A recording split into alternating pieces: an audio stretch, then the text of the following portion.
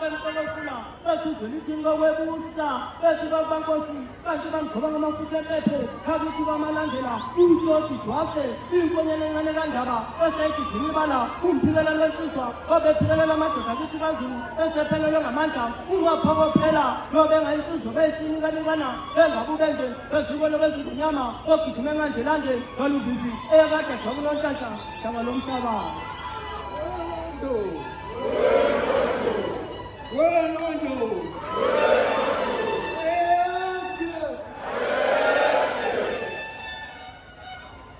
ngiyathokoza ngiyahlala phansi.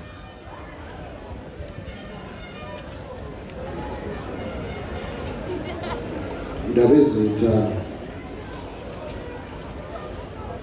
mina beSilo umphathi wohlelo umntwana waseyibindini emakhaya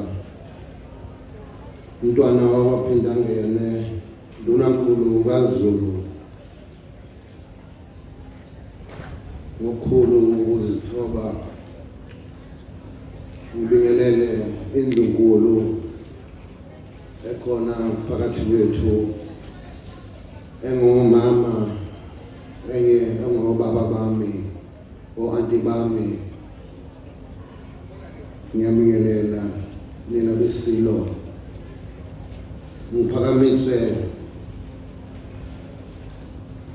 inkosi uShinga umphathi wamakhosi kanye nami lapha esifundeni ngiphakamisa inkosi ebekhulu ekhona phakathi kwethu ngiphakamisa onke amakhosi esifunda nangamele izwe lakwaZulu makhosi asedlunkulu ngithokoza kakhulu ukuthi nihlezi nikhona sibambisene ngalo lonke uhlelo lombuso kaZulu. Ngiphakamise okukhulu ukubonga umeya wami Cetshwayo uMpemba kaMntuli. Ngithokoza kakhulu ngibingelele nangenkulu futhi inhlonipho ngiphakamise izimeya ezikhona phakathi kwethu ngiphakamise amakhansela kanjalo ngiphakamise wonke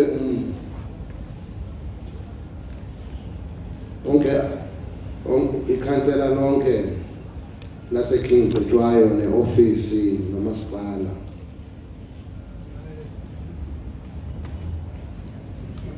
Ngithokoza kakhulu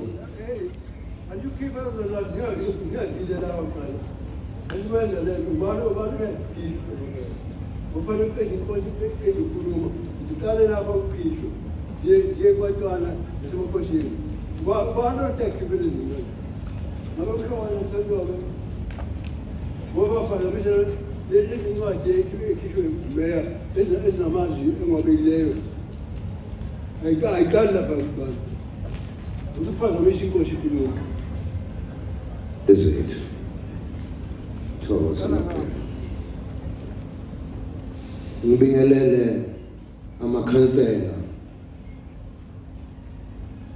kanjalo nezinduna mina beSilo ngiphakamise ngingakaqhubeki ngohlelo lokubonga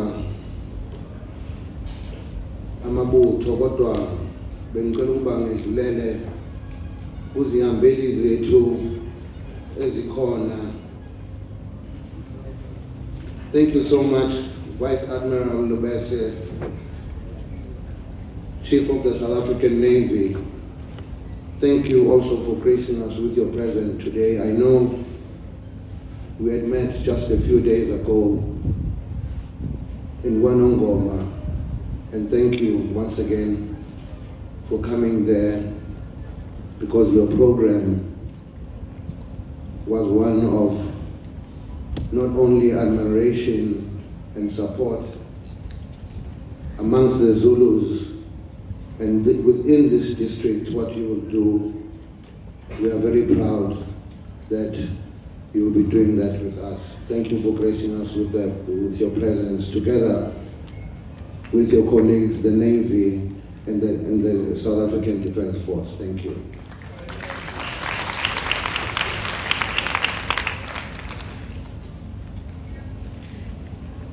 Mina ISilo, ngibonge kakhulu izinduna, ngibonge kakhulu amabutho, ngibonge kakhulu izintombi ezizimbali zesizwe mina ISilo, ngibonge omama abaphelezela izingane lezi zintombi, ngibonge kakhulu emabuthweni angamavikela sihlalo futhi abavikeli bezwe ukuba nibe khona nina ISilo kulo mcimbi omhle kangaka, sibambisene. Ngiyathokoza nina ISilo, ngihlezi ningembethe, ningembathi mina ngingedwa, nembathe futhi kanye nesihlalo. Nina ISilo, ngiyathokoza usuku lwanamhlanje, ngibonge uhlelo lwemedia ekhona esihlezi sibambene nayo kuyo yonke imicimbi esithe sabanayo sukela ezikhathini ezisemuva kuze manje. Siyathokoza ukuthi nikhona nikanye nathi. Nina ISilo, angisho ngithi engingaba balanga, angisale sengisho ngithi njengenhliziyo kaZulu ngiyanibingelela nonke nina ISilo.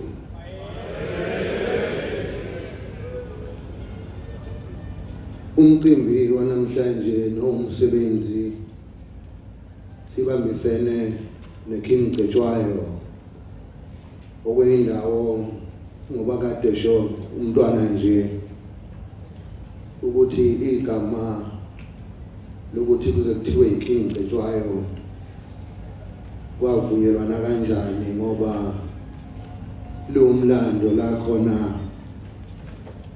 vese ISilo uCetshwayo sasinqamulela khona, sihlala khona futhi sedlula khona, okwenza le ndawo iKing Cetshwayo ibe igugu elikhulu likaZulu, okusenza sizigqaje nanokuthi nje ukhumbuleke esizweni nasesifundeni sibambisene nombuso wase-South Africa ukuthi igcine liphakamisekile leli gama kule minyaka esemuva. Sibonga ISilo uMdlokombane ukuthi wakuvuma lokho ngokuvumelana nohulumeni kanye nomntwana ophinda ngene kubanjiswene nina ISilo.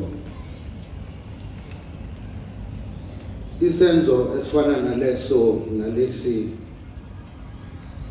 omunye oseceleni uyakethi awu kusetshenziswa igama likamkhulu bese funa ukukhangeza mina ISilo ukuthi uzotholani. Indlunkulu kaZulu, akukho lutho siyindlunkulu esiyokwenza okuyoba ingcindezi ey'ndaweni ey'fana noKing Cetshwayo no King Shaka International njenge-airport ekutheni khona sikubhekile ngoba amagugu futhi izinto zesizwe zonke lezo. Nina beSilo ngithokoze namhlanje usuku okuyilona elwendulela indawo nomlando oholela ekutheni siye esandlwane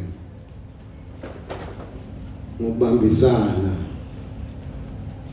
Ngubonga kakhulu lo mcimbi ngoba usinikeza ithuba lokuthi sizilungiselele siyisizwe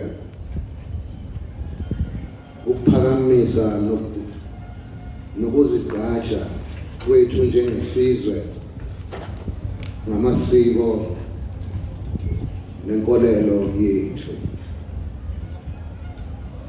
Ngalokhu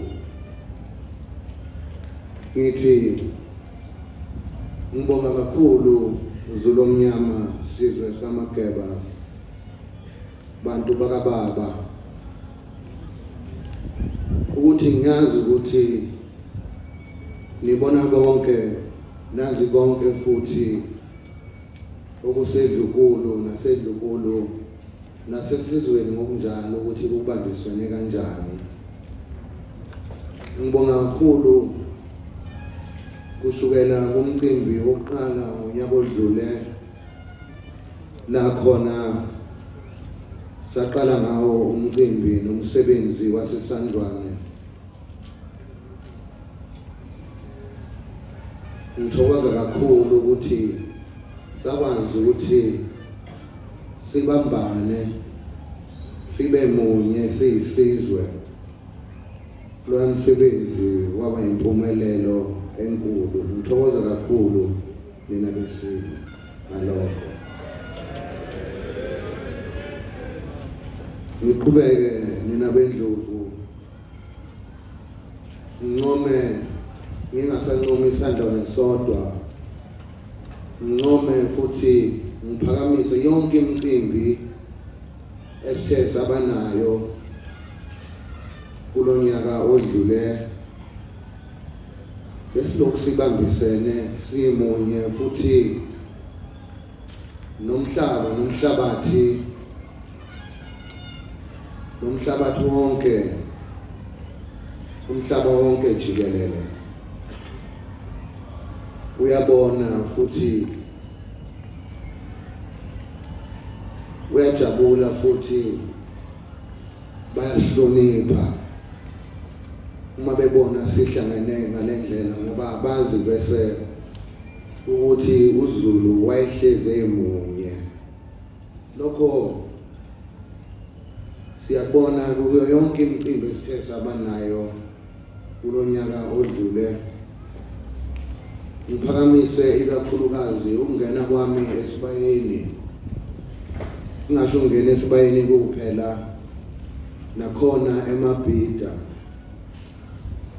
izizwe zambona ukuthi uZulu omnyama wangempela lona.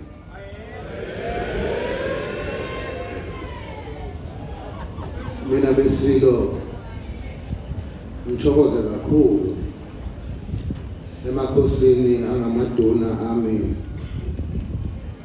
Ngiphakamise ukuthi makhosi esizwe, makhosi asedlukulu, ngithokoza kakhulu ukuthi nibambisane kanye nami nomntwana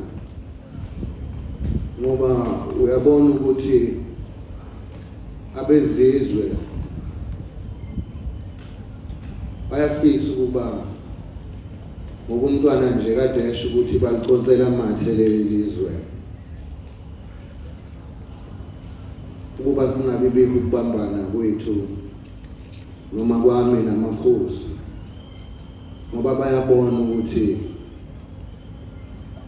indlela yethu yombuso ihlelekile ngendlela yokuthi sisasebenzisa zona indlela ezindala zombuso futhi kungabe bikho ukuthi lawo makhosi naleyo mndeni engamakhosi ey'ndaweni zawo sibone sekungena ibongo ekungafanele ukuthi zingene emandleni. Asikaze sikwenze lokho futhi ngeke sikwenze, sizokuvikela ukuthi kungenzeki Zulu omnyama amakhosi esizwe. Ngalokhu ngicela ukuphakamisa amakhosi asedlunkulu ngoba nizokwazi nje ukuthi iningi lenu bese nangokwegazi nidabuka khona lapha ekhaya endlunkulu mina besilo amakhosi asedlunkulu. Ngalokhu ngiyaphakamisa kakhulu makhosi esizwe ukuthi asisondelane kakhulu kuneyizolo, sibambisane kukho konke lokho isizwe siyozigqaja ngobuholi baso, ngoba ngiyathanda ukuba ngikuphakamisa ukuthi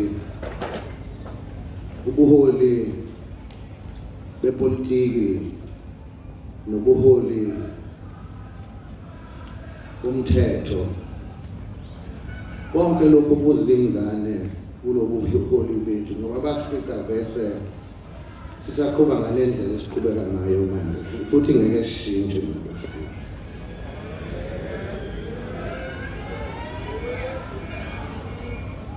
Makhosi asedlunkulu ngithokoza kakhulu ngoba ngiyabona ukusondela kwenu ingoba nizigqaja ngesihlalo njengabasingathi besihlalo, ngikhona ngimusha esihlalweni.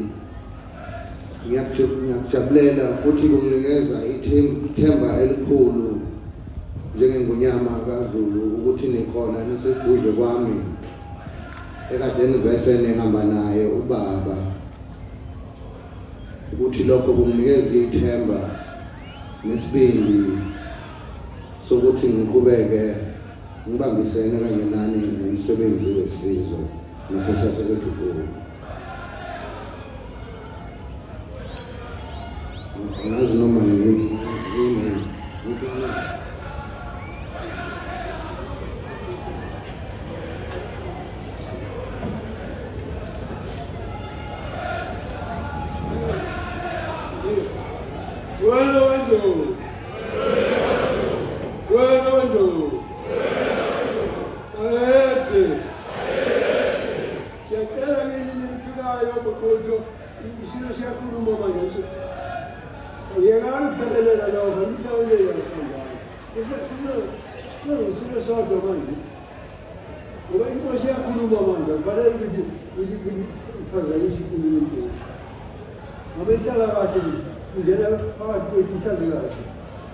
ngicela bathi umoluhle Zulu